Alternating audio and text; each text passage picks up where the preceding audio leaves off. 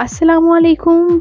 आप देख रहे हैं अलिफ शोबे सीक्रेट्स। आज के इस वीडियो में मैं बात करने जा रही हूँ हैंडसम अदाकार सैमी खान के बारे में। सैमी खान के भाई तो मशहूर मॉडल निकले, आप भी देखेंगे तो यकीनन हैरान रह जाएंगे। आइए जानते हैं मुकम्मल डिटेल्स।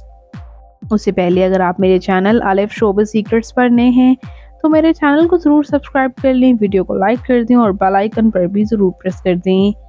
सपोर्टिंग रोल में और इसके साथ साथ लीड रोल में नज़र आने वाले अदाकार सैमी खान अपनी मॉडलिंग स्किल की वजह से भी काफ़ी पसंद किए जाते हैं। ये अदाकार के भाई भी मशहूर मॉडल और एक्टर हैं।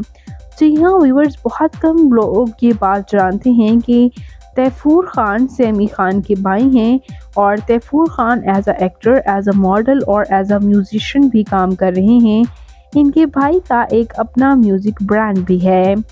जितनी शोहरत इन्होंने हासिल की, इनके भाई भी वैसे ही काम कर रहे हैं। वो अलग बात है कि इनकी फेस वैल्यू अपने भाई की फेस वैल्यू से थोड़ी सी ज़्यादा है।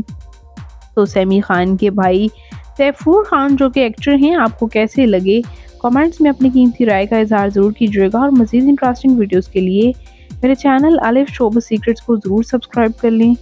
अल्लाह निगहबान।